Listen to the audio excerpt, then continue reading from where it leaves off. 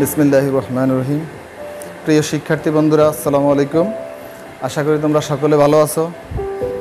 আমরা আজকে অনলাইন নবম ও দশম শ্রেণীর ফিন্যান্স তৃতীয় অধ্যায় অর্থাৎ অর্থের সময়মূল্য থেকে আমরা দুইটি সৃজনশীল প্রশ্নের মাধ্যমে আজকে আমরা আলোচনা শেষ করব। আশা করি তোমরা আজকে আমার ক্লাসটি মনোযোগ দিয়ে ভালোভাবে দেখবে এবং বাড়িতে অনুশীলন করবে।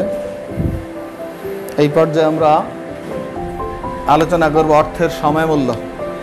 গত ক্লাসে আমি অর্থের সময়মূল্য সম্পর্কে বিস্তারিত ব্যাখ্যা দিয়েছি, তারপরও সংক্ষেপে আমি সময়মূল্যটা একটু বলছি। ফিন্যান্সের দৃষ্টিতে সময়মূল্য, অর্থের সময়মূল্য বলতে সময়ের সাথে সাথে অর্থের মূল্যের যে পরিবর্তন হয় তাকে মূলত অর্থের সময়মূল্য বলে। অর্থাৎ সময়ের সাথে সাথে অর্থের মূল্যের যে পরিবর্তন ঘটবে সেটাই হলো মূলত অর্থের সময়মূল্য। অর্থের সময়মূল্যের মূল কারণ হচ্ছে সুদের হার। সুদের হারের কারণেই সময়ের মূল্যের পরিবর্তন হচ্ছে। একটু উদাহরণ দিলে বলতে পারি যে এখনকার 100 টাকা পরবর্তী 10 বছর পরে 100 টাকা নাও হতে পারে। এখানে এই যে পরিবর্তন সেটাই হচ্ছে মূলত অর্থের সময়মূল্য। আমরা একটা সৃজনশীল প্রশ্ন এখন আলোচনা করব। সুদের হার 10% হলে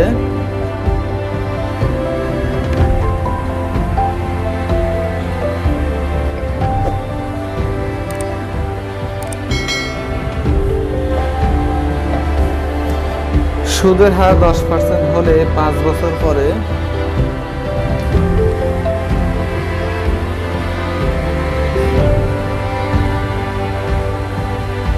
পাঁচ বছর পরে 100 টাকা, 5 বছর পরে 100 টাকা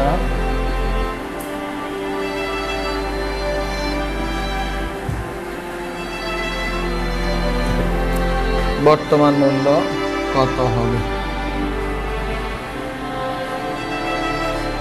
বর্তমান মূল্য কত হবে?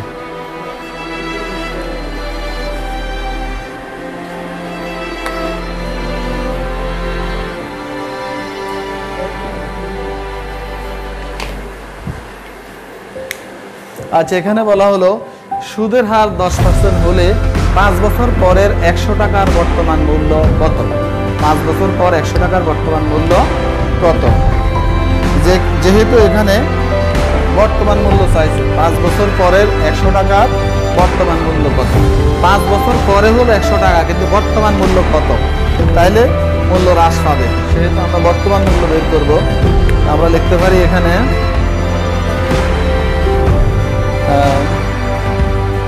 PV equal FV divided by 1 plus I whole power n। PV অর্থাৎ বর্তমান মূল্য সমান FB divided by 1 plus I whole power n। FB by 1 plus I whole power n। এই সূত্রটা হলো বর্তমান মূল্যের সূত্র। এখানে সাইড নোটে আমরা লিখতে পারি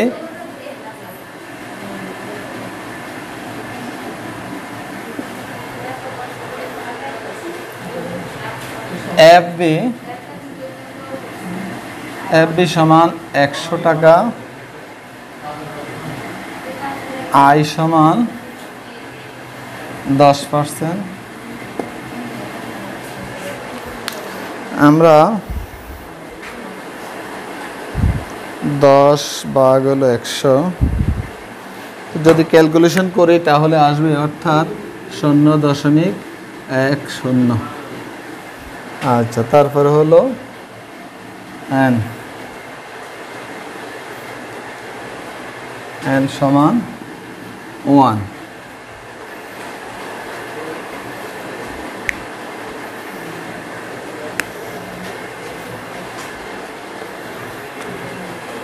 এর মান এখানে আছে 5 বছর দেওয়া আছে, তাইলে এখানে 5 হবে, n এর মান হবে 5।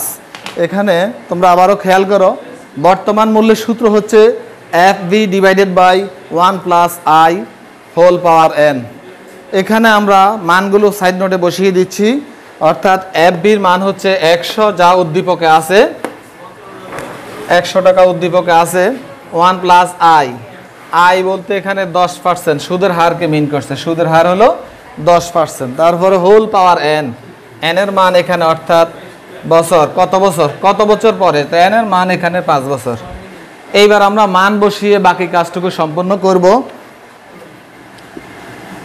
এফ বি সমান 100, এরপর 1 প্লাস আই, আই বলতে এখানে আই এর মান 10%কে ক্যালকুলেশন করে আমরা বের করছি 0.10, 0.10 হোল পাওয়ার এন, এন এর মান হচ্ছে 5,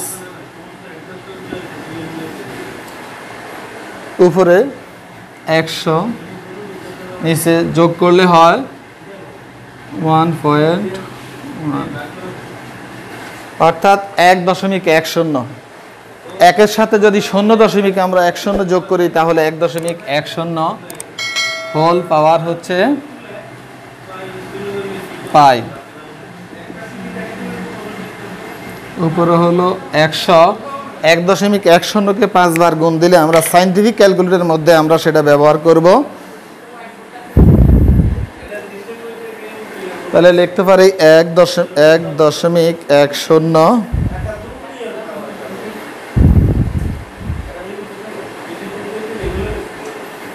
হোল পাওয়ার হলো 5,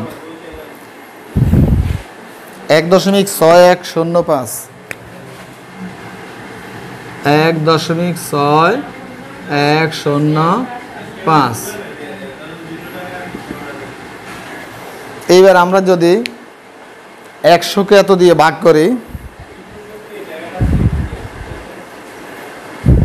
100 ভাগ হচ্ছে 1.6105, 62.09, 62.09।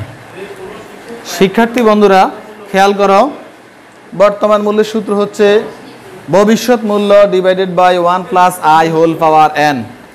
ভবিষ্যৎ মূল্য আমার উদ্দীপকে দেওয়া আছে 100, এরপরে 1 প্লাস আই, আই এর মান দেওয়া ছিল 10%, 100 দিয়ে ভাগ করছি 0.10 হোল পাওয়ার এন, এন এর মান হচ্ছে 5, অর্থাৎ 5 বছর পরে তথ্য বলছে 5।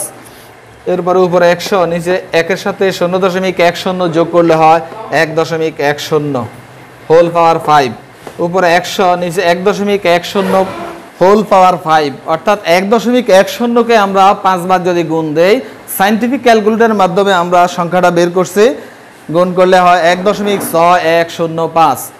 এবার 100কে 1.6105 দিয়ে ভাগ করলে হয় 62.09, 62.09। এই হচ্ছে বর্তমান মূল্য। অর্থাৎ যদি আমরা 5 বছর পরে 100 টাকা, বর্তমান মূল্য হবে 62 টাকা। অর্থাৎ বর্তমানে যদি আমি 62 টাকা 9 পয়সা জমা করি, 5 বছর পরে ভবিষ্যৎ মূল্য হবে 100। আবার ভবিষ্যৎ মূল্য 5 বছর পরের 100 টাকা, বর্তমান মূল্য হচ্ছে 62 টাকা 9 পয়সা। এই পর্যায়ে আমরা আরেকটা অঙ্ক করব।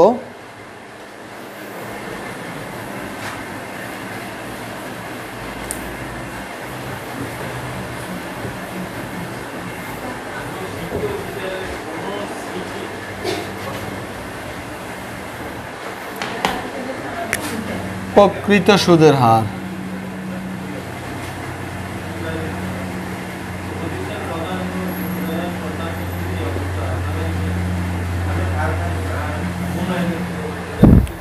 এইবার আমরা প্রকৃত সুদের হার থেকে আরেকটা সমস্যা সমাধান করব। গ্রামীণ মহাজন থেকে সাপ্তাহিক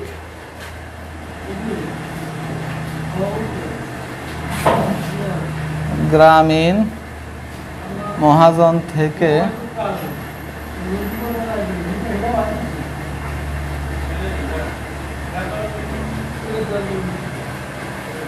সাপ্তাহিক, গ্রামীণ মহাজন থেকে সাপ্তাহিক 1% হারে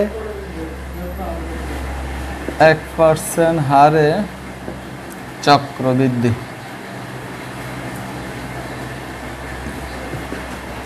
1% হারে চক্রবৃদ্ধি সুদে ঋণ গ্রহণ করলে, চক্রবৃদ্ধি সুদে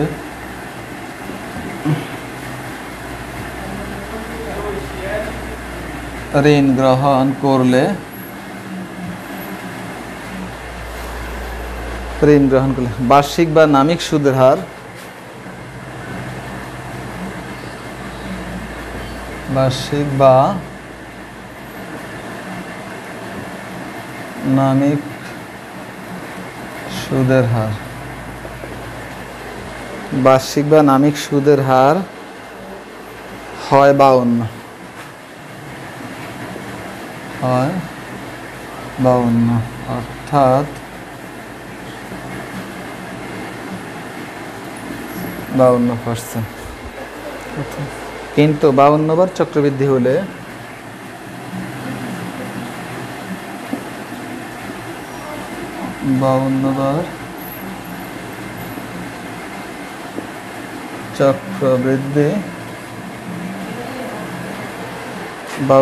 চক্রবৃদ্ধি হলে প্রকৃত সুদের হার কত?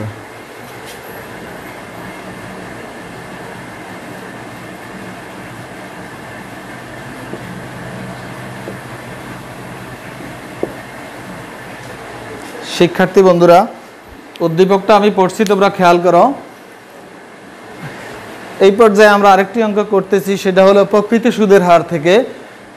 উদ্দীপকটা হচ্ছে গ্রামীণ মহাজন থেকে সাপ্তাহিক 1% হারে চক্রবৃদ্ধি সুদে ঋণ গ্রহণ করলে বার্ষিক বা নামিক সুদের হার হয় 52, অর্থাৎ 52%। কিন্তু 52 বার চক্রবৃদ্ধি হলে প্রকৃত সুদের হার কত? প্রকৃত সুদের হারের অঙ্ক করতে হলে আমরা নতুন একটা সূত্র ব্যবহার করে অঙ্কটি শেষ করব। সূত্রটা হচ্ছে EAR। আমি EAR এর পূর্ণরূপটা আগে বলছি। EAR এর পূর্ণরূপ হচ্ছে effective annual rate. Effective annual rate, এই পূর্ণরূপটা তোমরা ভালোভাবে শিখে নেবে। এরপরে EAR এর অর্থাৎ প্রকৃত সুদের হারের সূত্র হচ্ছে 1 + I/m হোল পাওয়ার m - 1। EAR অর্থাৎ প্রকৃত সুদের হার হচ্ছে 1 + I/m হোল পাওয়ার m - 1। এই সূত্রটা জানা থাকলে তোমরা প্রকৃত সুদের হার অঙ্কটি শেষ করতে পারবে। এখানে আমরা লিখতে পারি, সাইড নোটে আমরা লিখতে পারি, এখানে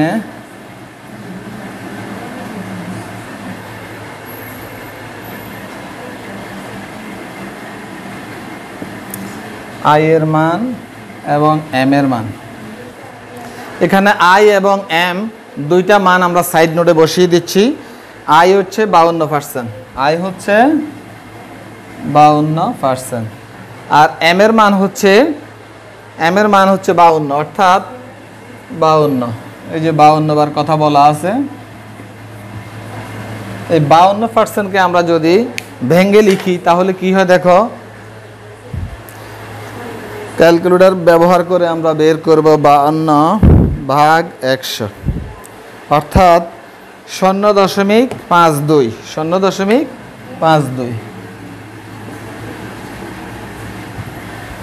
এইবার আমরা মান বসাবো। 1 + I বলতে 0.52 ডিভাইডেড বাই m। m এর মান হচ্ছে 52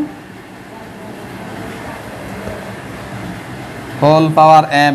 m এর মানও 52 - 1। লিখতে পারি 1 +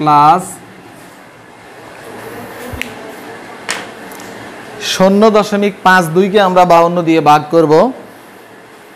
সায়েন্টিফিক ক্যালকুলেটর থেকে আমরা পাই 0.52 ভাগ 52 ইকুয়াল হচ্ছে 0.01। 0.01 হোল পাওয়ার 52 - 1। এবার যদি যোগ করি, 1-এর সাথে 0.01 যোগ করলে হয় 1.01 হোল পাওয়ার 52 - 1। 1.01কে 52 বার, অর্থাৎ 52 দিয়ে গুণ করলে কি হয় তাও আমরা সায়েন্টিফিক ক্যালকুলেটর দিয়ে ব্যবহার করে বের করব। 1.01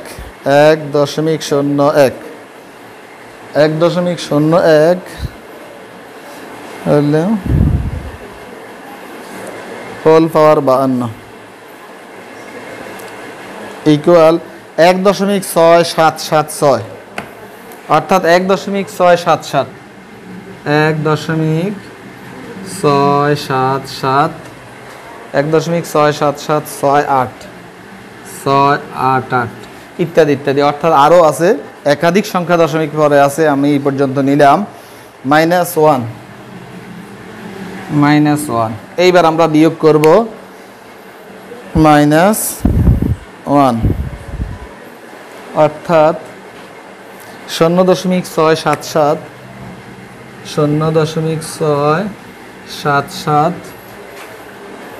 688।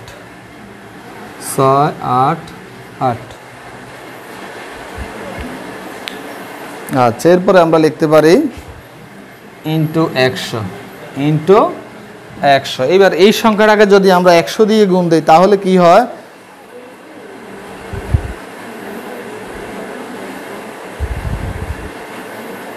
ইন্টু 100 67.768 67.7688।